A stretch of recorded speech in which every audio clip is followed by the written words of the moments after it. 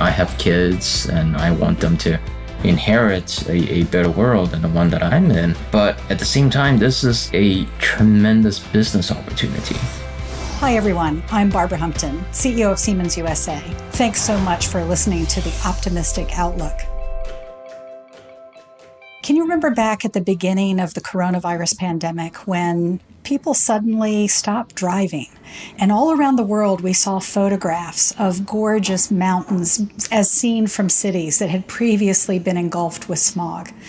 Well, that kind of future can be with us forever if we make the switch from fossil fuels to electricity for mobility.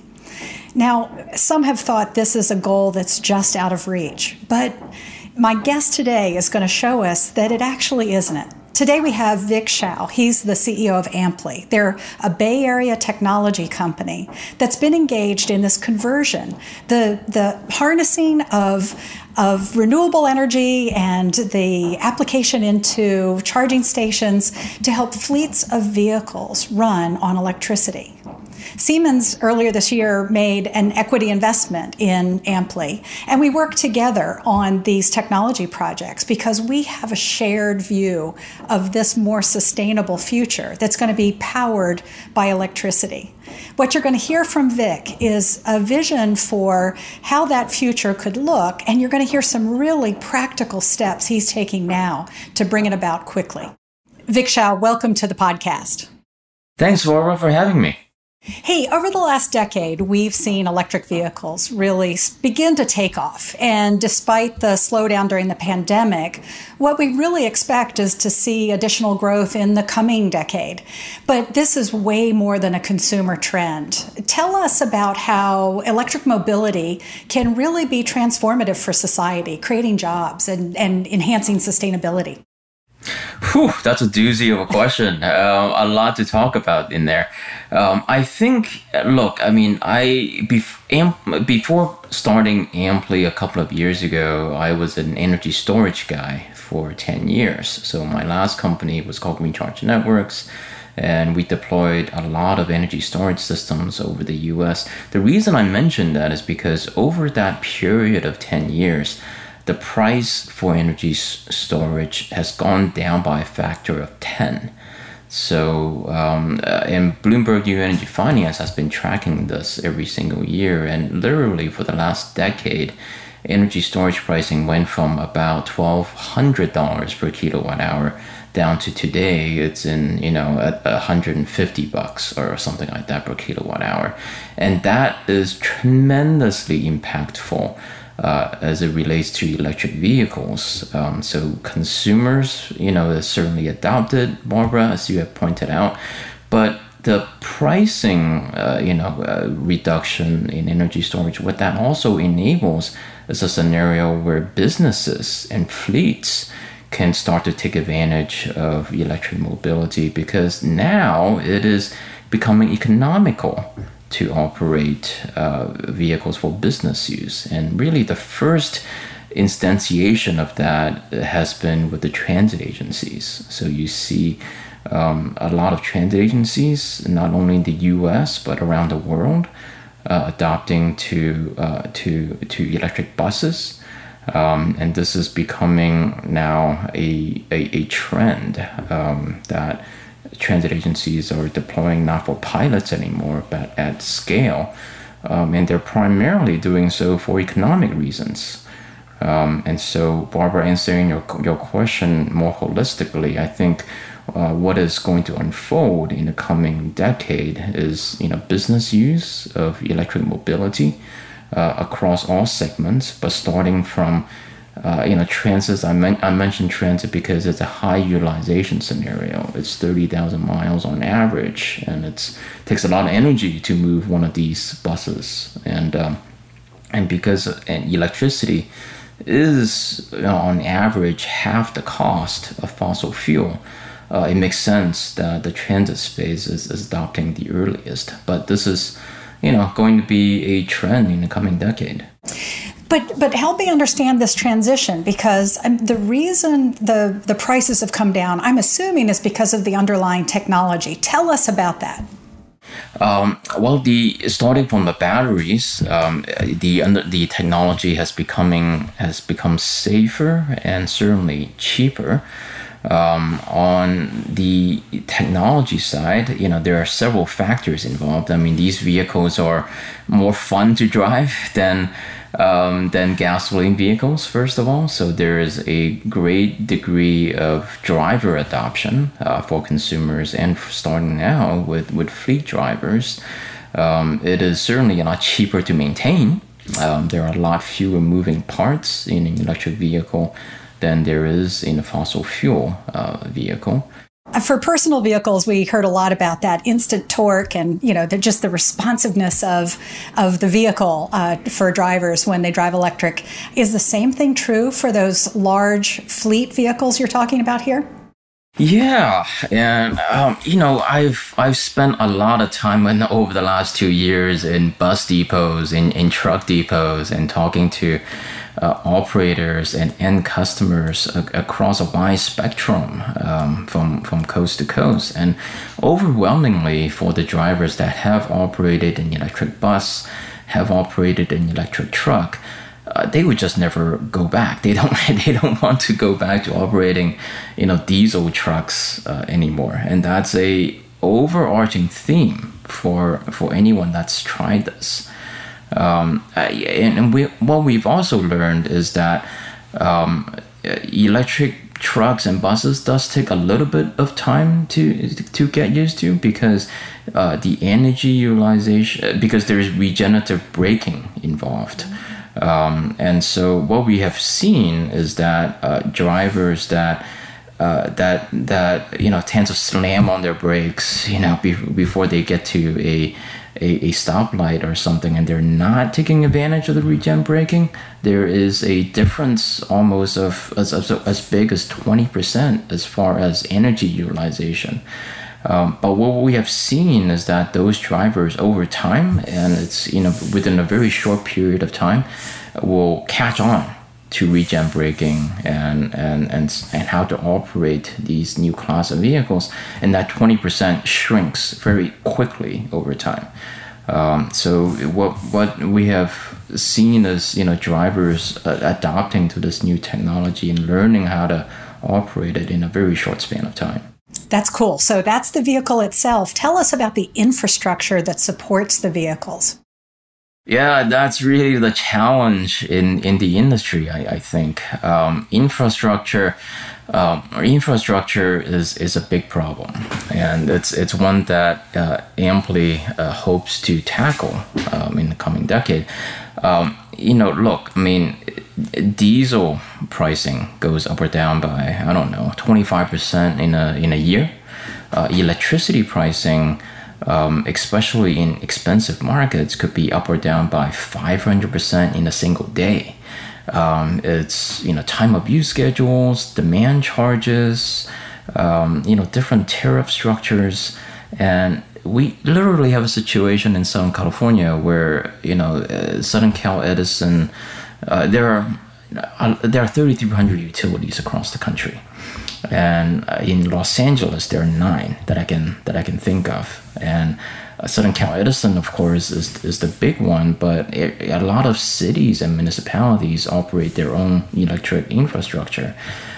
We literally have a scenario where right across the street from one another, one depot versus the other, in different utility territories, the peak electric pricing from 2 locations right across the street from another is different. In one location, it is 3 times more expensive to operate from 1 to 5 p.m., whereas right across the street, the hours for peak pricing is 4 to 9 p.m.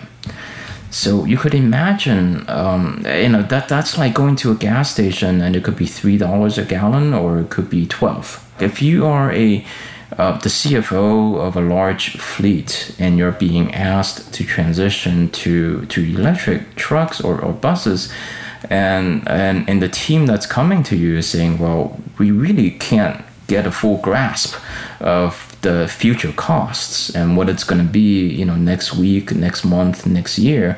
it's going to be really tough for that CFO to order 1,000 electric trucks, because they got to have a firm grasp on costing.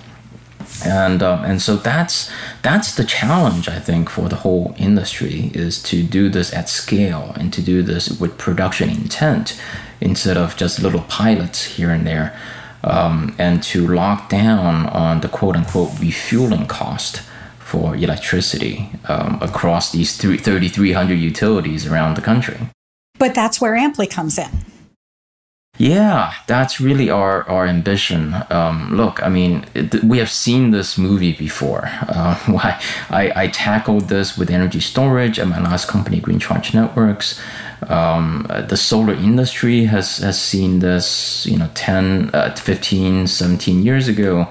And what transpired across all of these scenarios, across all of these technologies, is that you have a project development function. And the project developer is responsible for highest level of service, highest reliability at the lowest cost for the end customer. And the contract structure that has really taken a hold is something called power purchase agreement, or PPA structure. And under that mechanism, then that the end user, the customer, is buying kilowatt hours at a predictable and contracted rate for the next 20 years. And so they have a high degree of confidence of what the OPEX is, what their out-of-pocket costs are, every year by the year for the next 20 years. And the project developer is responsible for tying together all of the pieces, what hardware to procure, what is the best quality solar panel or inverters, and how do you maintain all of this stuff for the next 20 years, and how do you build, construct, permit, all of these, CapEx and OpEx related items the developer is responsible for putting together. And we all know what happened in solar and in energy storage. I mean, once that framework came into existence, the entire industry took off and scaled. And so that's really Amply's ambition, is to do the same thing in electric mobility. Just yesterday, Barbara, the timing for this podcast is tremendous, because just yesterday, we closed on a 20-year PPA style contract with Anaheim Transit in Southern California for their production fleet of 46 electric buses at a brand new facility that's intended for 100% electric operations. And so this is, I could be wrong, but this is, I think, the world's first 20-year contract structure for fleet charging services. So we're tremendously excited about it. We believe this is the blueprint for the industry to scale.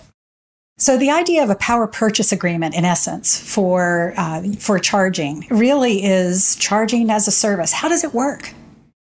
Yeah. So what Amply would do in a project is we will bring the equipment, the installation, and the permitting, siting, engineering, design. We'll do all of the upfront work for the customer at our own nickel. We'll front all of that cost, and we'll bring a project to COD, to commercially operating. And thereon after is when we begin to recoup our cost and to make a project margin for ourselves. So we will own and operate the resulting site for the next so many years. We typically sign contracts lengths from 8 to 20 years. So we'll operate the project for that period of time at a high degree of reliability and fixed cost.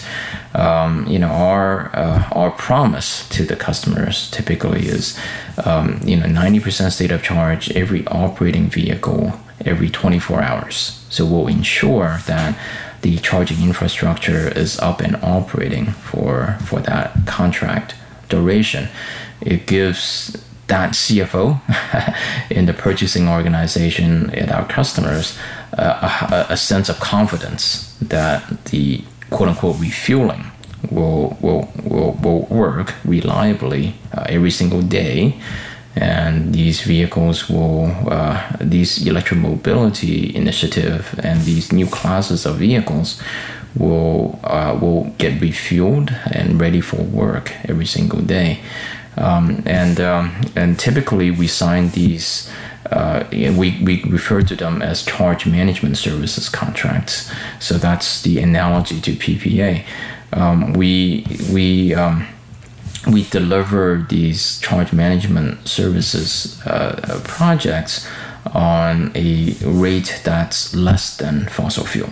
So that customer CFO will look at the scenario as, okay, we are under contract for the next 10 years, 15 years, 20 years at a cost that's less than diesel today. And it's still got that high degree of reliability that I'm looking for. And it's a no-brainer.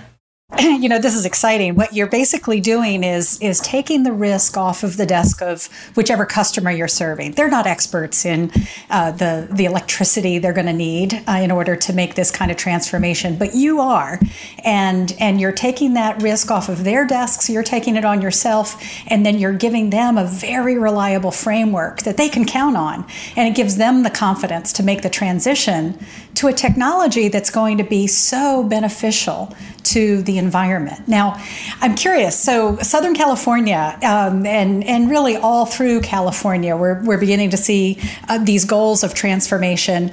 I know that California actually recently established a mandate, which we'll make the details available on our website for other people to follow through and look at. But I wanted to hear your perspective on this sort of this balance of governmental mandates, obviously business incentives. What do you think are the parameters that are needed? What are the many factors needed to help this reach that tipping point and take off? Yeah, well, it's a carrot and stick approach that California has taken. There are certainly mandates that are being implemented, as you pointed out. The clean truck rule that California implemented. But California is also on a legislature level, the CPUC level, really incentivizing adoption. So there are a lot of grant programs available to everything from subsidizing the purchase of the vehicles to subsidizing the infrastructure that's required. So California is taking a carrot and stick level, and even on the point that you brought up about clean truck rule, Barbara, we've seen that once California comes up with it, a lot of states are following. They're going to be implementing the same set of guidance for their states as well. So I don't think California is unique in this regard. And look, I mean, currently, what is interesting, I would say, about mobility is that at my last company with energy storage, we were in 4 states, implementing projects in 4 states for the very longest time. It was California, New York, Massachusetts, Hawaii. And we were in those states, doing projects for a very long time before we implement storage projects in more of a wider basis. Solar, I would say the same thing happened, the decade or 2 before that. But with electric mobility, Barbara, I mean, I would tell you that Amply is having conversations, doing proposals, on the verge of doing some projects in about 20 different states across the country. So that's, to me, tremendously exciting. It points to a technology that is gaining visibility and adoption to a much wider audience than it's ever been. So that's exciting. That is exciting. I think people really are waking up to the benefits of the emission reductions and as you say now, the economic benefits of this technology. But I'm kind of curious about the team. When you're working in 20 states, obviously you have to have a very distributed team. Tell me about them. What are the skills that are needed in order to be productive in this work? And how do you manage such a far-flung team? Yeah, well, I think all of us are learning in the times of coronavirus on how to manage remote teams. Half of the company is software developers in engineering. So we take great pride in our suite of enterprise grade software that manages all of the charging assets, remotely and across a distributed footprint. And then the bulk of the rest of the team, other than the admin and executive staff, is sales and business development. We are a small company, we got our Series A funding of just a few months ago. But nonetheless, we count a lot on our partners to help us push the message out to the market. So we announced a partnership, I think towards the end of 2019 with BYD, which is just about the largest electric bus manufacturer in the world. And we really rely on them, and we do joint sales meetings with them to a wide variety of customers and engagements. But by no means is BYD our only partner. We have the same level of partnerships with a number of other OEMs across different spectrums of classes of vehicles, as well as other engineering partners, O&M partners, and so we're really counting on, we're leaning on our channels. Is I think the real answer to your question, Barbara. We're leaning heavily on our partners to push the message out. Mm-hmm. Yeah, well, to push the message out, that's for sure. And obviously you're at that stage where you're at the beginning of your growth curve. And it is going to be exciting to see what this means ultimately in terms of jobs. I'd be curious to understand a little bit about, I'm sure that initial installation does take quite a bit of hands-on labor. And then I assume there's at least some ongoing maintenance or even some operations. Is that so? Am I picturing it correctly? Yeah, there definitely is. I mean, look, this is new technology, and things will always go wrong when you deploy new technology. But that's also, I think, one of the attributes of the charging services agreement that we sign with customers, is that it's on Ampli to fix any issues that arise. We do have production customers right now already, and some of the key learnings that we're taking away so far to date is that we can train the fleet operators as much as we can, but things will always tend to go wrong. We notice that 5% of the time, and with some regular occurrence, that the operator that's plugging in the vehicles, something will go wrong. They don't fully insert the plug, and therefore the charging doesn't energize. And once that happens, then if we allow that to happen, then the next morning the vehicle wouldn't be available for the shift. So, we're all just humans, and we don't do things perfectly every single time, and that's also just a value add that the Ampli software brings into the scenario, so that when those occurrences happen, then we send out alerts, we notify, and we make sure that the problem is addressed right there and then, before the next morning, the next shift comes into work. This is the great thing about software-based offerings, is that you can quickly make those kinds of changes and deploy them all over the place. Unlike, say, the warning light in my car for my gas gauge if I'm running out of gas. This is an interesting time. This is a fascinating time as we come through the pandemic and we see a shift happening with all of us getting more comfortable working digitally. I think it's going to help more and more of society embrace the software tools that we're going to be using. And we're also truly valuing the environment that we're enjoying so much during the summer months with the pandemic. I'd really love to hear your prediction as this rolls out successfully. I'll expect you might even want a little bit of competition in your space to really enhance uptake and get things converting quickly. I'm curious, how do you see, what's your vision of the future when Amply and others have successfully brought commercial fleets online? Yeah, well, I mean, Barbara, I think you brought up the point of job creation at the beginning of the program.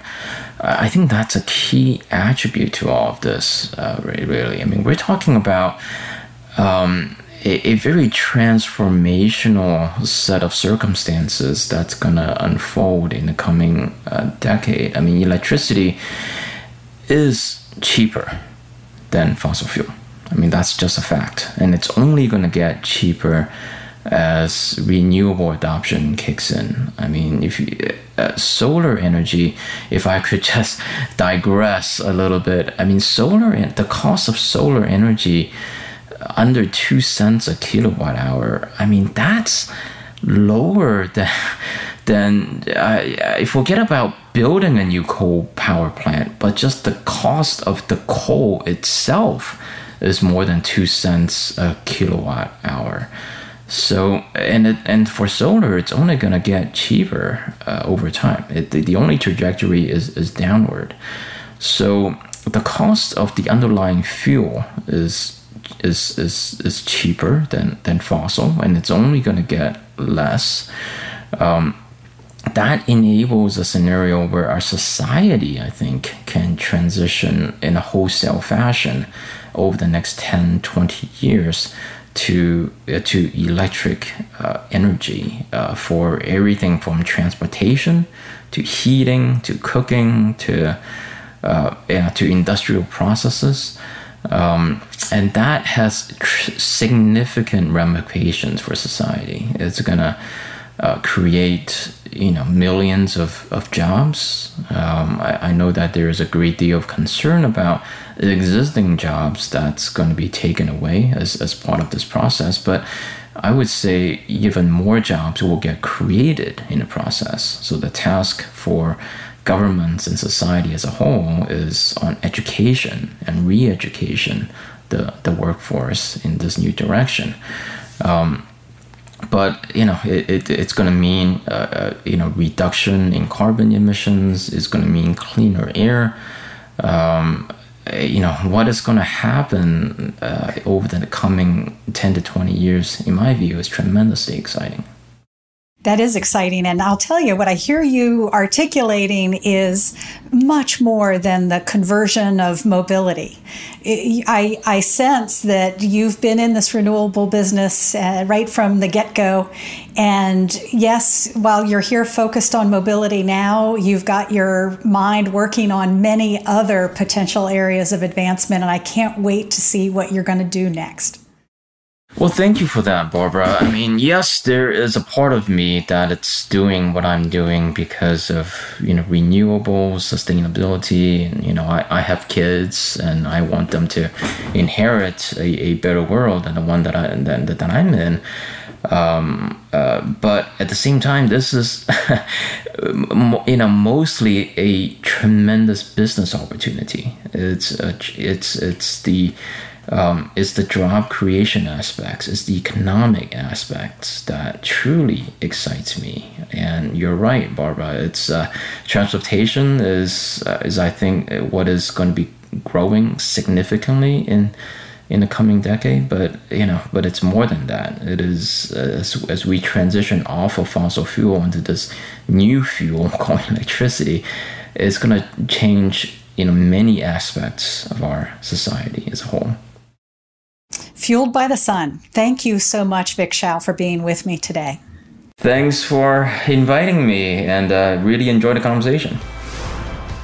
Please follow us on social media and on your favorite podcasting platform. Thank you for tuning in.